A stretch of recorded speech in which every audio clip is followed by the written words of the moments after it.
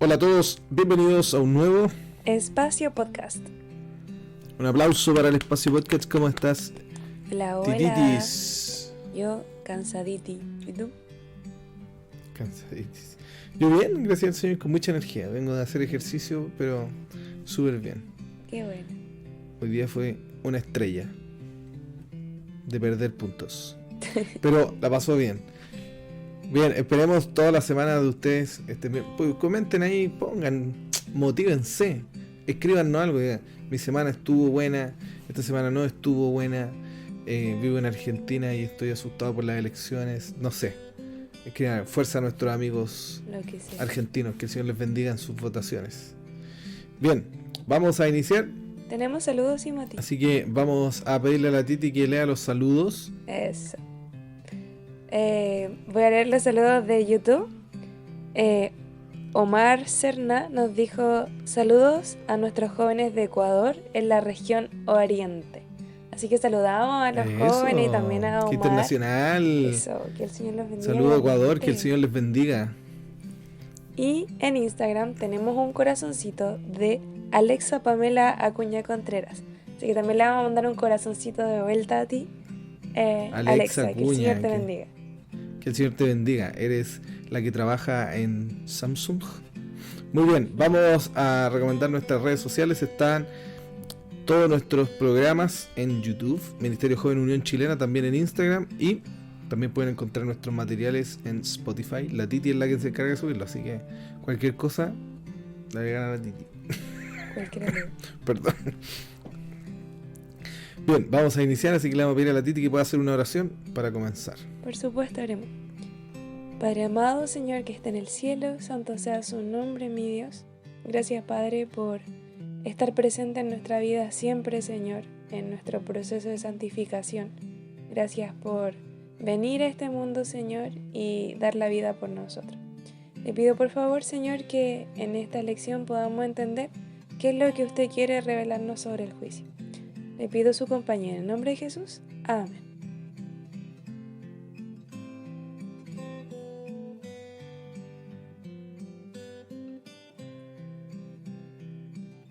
Ahora viene, inicia. Vamos a comenzar con la lección ya número 11 para el 9 de septiembre, que lleva por título El juicio. El libro de Levíticos aporta esperanza a todos los que sueñan con un mundo en el que se valoren la equidad y la justicia, ¿ya? Porque Levítico 16 describe con detalle un día que es el día de la expiación. En el día de la expiación, como para resumir un poquito, todos los israelitas confesaban y abandonaban sus pecados. Ellos oraban fervientemente para que Dios los expiara, o sea, que los cubriera con la sangre del sacrificio.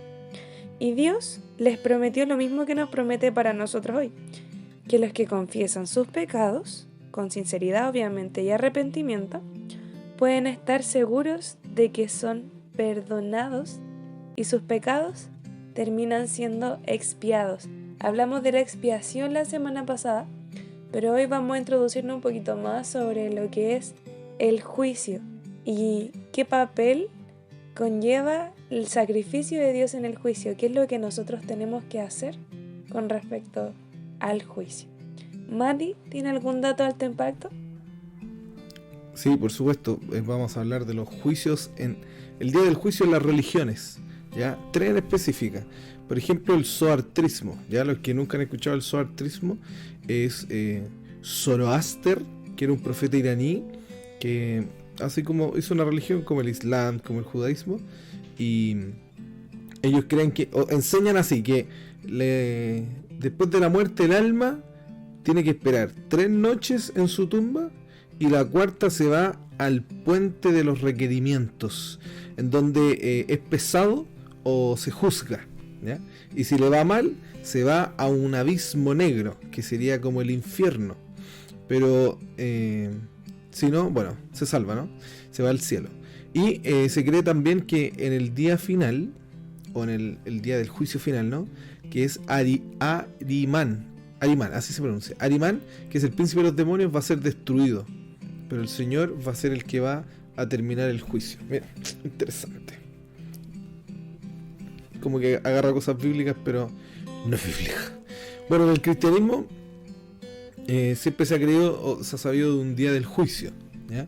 Solo que en el cristianismo, después del el humanismo, digamos, en el periodo más o menos, sí, en el periodo humanismo, cambia el énfasis del día del juicio, porque antes el católico siempre, como para vender indulgencias, se hablaba mucho del día del juicio. Pero en el tiempo del humanismo o post-protestantismo se cambia el énfasis, más que al día del juicio, al momento de la salvación, ¿no? O al acceso a la salvación. Por eso nosotros ahora escuchamos más de la salvación que el día del juicio. Pero el día del juicio se entiende como un día final en donde se termina el mal, ¿no? Como debería ser un juicio. Y en la pintura de Miguel Ángelo, en la Capilla Sixtina, se puede ver cierta parte del juicio final, o en este fresco se puede observar el juicio final de cómo Dios juzga a la humanidad. Bueno, también existe el juicio final en la religión egipcia, ¿ya?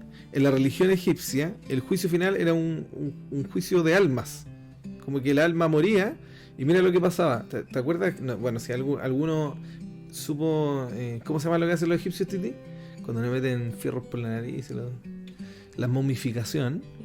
En el acto de la momificación ellos separan los órganos y los ponen en frasquitos y los ponen dentro de la tumba o del sarcófago con las personas muertas. ¿Por qué? Porque Anubis, cuando estos compadres como que se van al cielo, al infierno, Anubis pesca el corazón y lo pesa en una balanza de oro, y por eso Anubis sale sentado con una balanza, porque él es como el dios de la muerte. Entonces él es el que decide que sea al cielo o al infierno. Gracias al Señor esas cosas no existen. Bueno, en todo caso, en el judaísmo, yo lo voy a comentar después, ¿no? Hay dos referencias al día del juicio.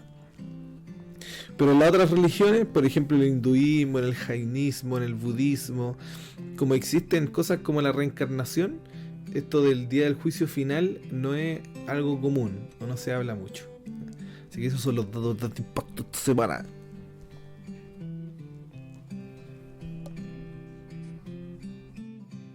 Ahora viene, escribe. Vamos a comentar el texto bíblico de esta semana, que se encuentra en Levítico 16, del 29 al 34, y dice así: Esto tendréis por estatuto perpetuo: en el mes séptimo, a los 10 días del mes, afligiréis vuestras almas, y ninguna obra haréis, ni el natural ni el extranjero que habita entre vosotros. Porque en este día se hará expiación por vosotros, y seréis limpios de todos vuestros pecados delante de Jehová.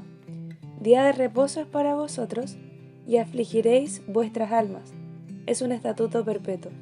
Hará la expiación el sacerdote que sea ungido y consagrado para ser sacerdote en lugar de su padre. Se vestirá con las vestiduras de lino, las vestiduras sagradas, y hará expiación por el santuario santo y el tabernáculo de reunión. También hará expiación por el altar, por los sacerdotes y por todo el pueblo de la congregación.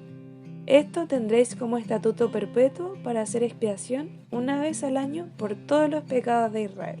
Y Moisés lo hizo como Jehová le mandó. Mati, cuéntanos qué te pareció esta lección.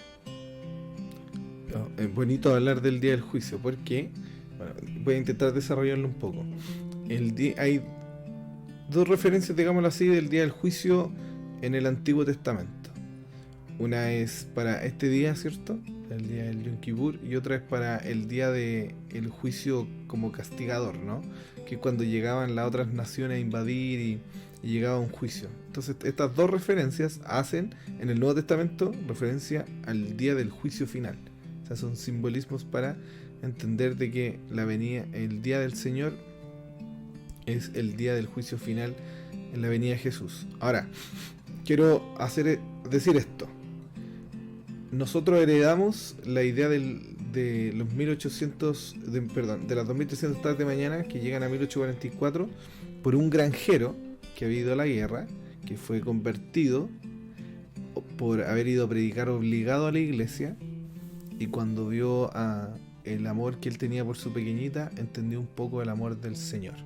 Este caballero se llamaba Guillermo Miller y él estudió esto que nosotros podemos estudiar en las profecías por 7 años. Pero el hombre se sentía inseguro. Cuando llegó a la fecha, se dedicó otros 7 años más a estudiarlo. Imagínate, nosotros de repente vemos un video en YouTube y nos creemos doctores. Y cuando este caballero empezó a predicarlo, imagínate, el impacto fue tal que en el tercer revivimiento en Norteamérica surgieron la gran mayoría de las religiones, o las denominaciones, perdón, que hoy día conocemos de Norteamérica. Y a nosotros, esto se llama el movimiento milerita. El movimiento milerita llega a nosotros, nosotros lo heredamos porque estas denominaciones las adoptaron. Ahora, cuando Miller habla de las 2300 tarde y mañana, él ocupa el método histórico gramatical. Pero es interesante de que hay dos métodos más, porque está el preterista y el futurista. Él no, pues lo ocupa el histórico, para llegar finalmente del 457 a 1840. Uno dice, es fácil, ¿no? Del 457 a.C., 2300 tarde y mañana, llega a 1844 sin el año cero, porque en la historia no existe el año cero.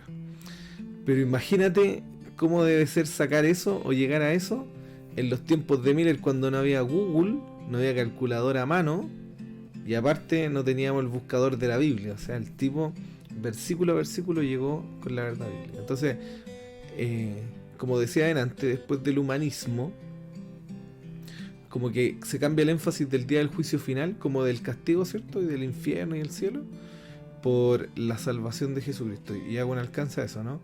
Porque el juicio que nosotros estudiamos, el día de la expiación, no es un día malo.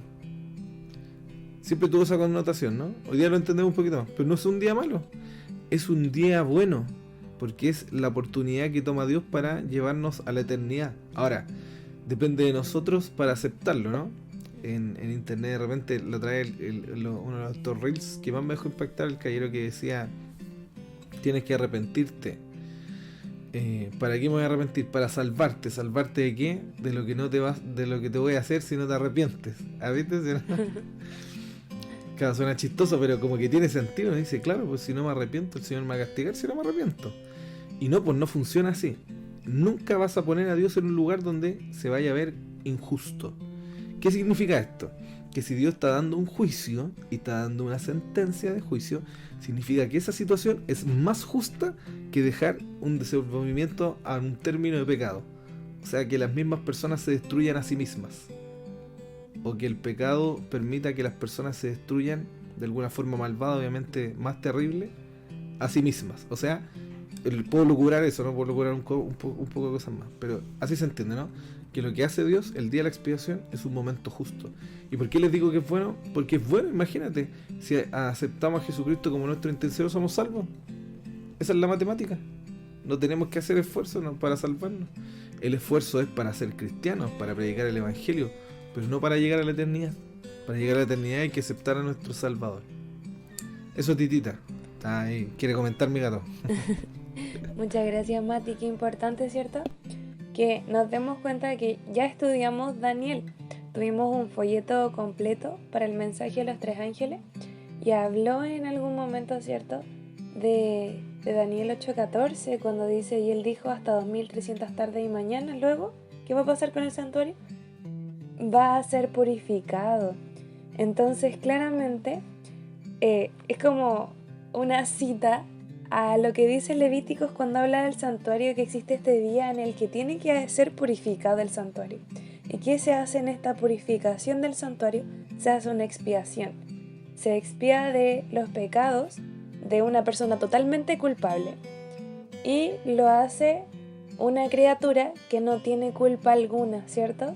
Y este es el papel que está jugando nuestro Salvador como criatura que no tuvo, o sea, que se enfrentó al pecado, que lo venció, que hasta resucitó, con nosotros que somos los que tenemos esta culpa. Finalmente, nosotros hacemos partícipes al Señor en nuestra vida si nosotros lo dejamos. Y no es como que tengamos la consecuencia, no es como que el Señor nos dé la consecuencia del pecado, sino que es la consecuencia del pecado, es una ley. Y el Señor, ¿qué es lo que quiere? Lo que quiere es salvarnos. Entonces, su participación en nuestra vida es la salvación y la redención. Él es la solución. No sé si se entiende que Él es la cura.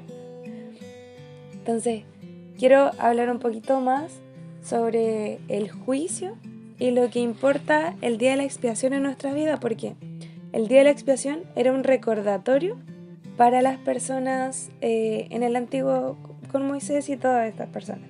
Y así también es para nosotros, que debemos convertirnos primero plenamente de corazón de nuestros pecados. La sangre de Jesús nos justifica, pero no justifica el pecado, porque el Señor es tan bueno que no hay cabida de pecado. Entonces el Señor claramente nos va a justificar a nosotros, pero no el pecado que estamos haciendo. Como vivimos en el día de la expiación,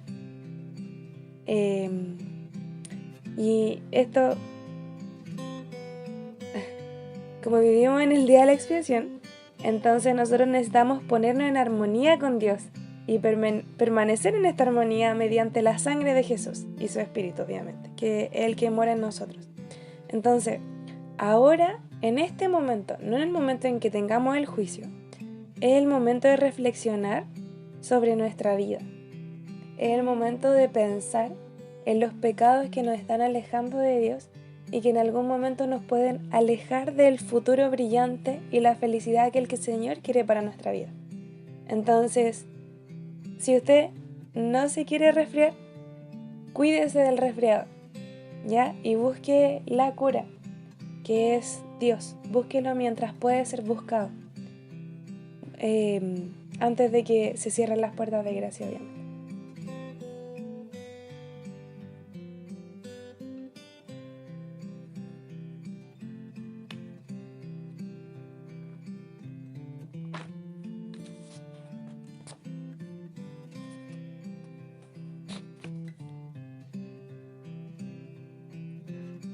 Ahora viene, aplica. Elena de White en El conflicto de los siglos dice así: y así como la purificación típica de lo terrenal se efectuaba por medio de la remoción de los pecados con los cuales había sido contaminado, así también la purificación real de lo celestial debe efectuarse quitando o borrando los pecados registrados en el cielo. Pero antes de que esto pueda cumplirse, deben examinarse los libros de registros para determinar quiénes son los que, por su arrepentimiento del pecado y su fe en Cristo, tienen derecho a los beneficios de la expiación hecha por ellos. Por lo tanto, la purificación del santuario implica una obra de investigación, una obra de juicio. Esta obra debe realizarse antes de que venga Cristo para redimir a su pueblo, pues cuando venga, su recompensa estará con él para otorgarla a cada ser humano según haya sido su obra. Muy bien, estamos finalizando. Agradecemos su compañía. Recuerden que todos nuestros materiales están en Ministerio Joven Unión Chilena, Spotify, YouTube e Instagram. Titi, ¿cómo se llama la lección de esta próxima semana? Lleva por título La pureza. Muy bien, agradecemos su compañía, dejen un comentario, los saludamos. Recuerden darle me gusta y compartirlo y estudiar su lección todos los días. Nos escuchamos en un nuevo espacio podcast. Chao. Chao.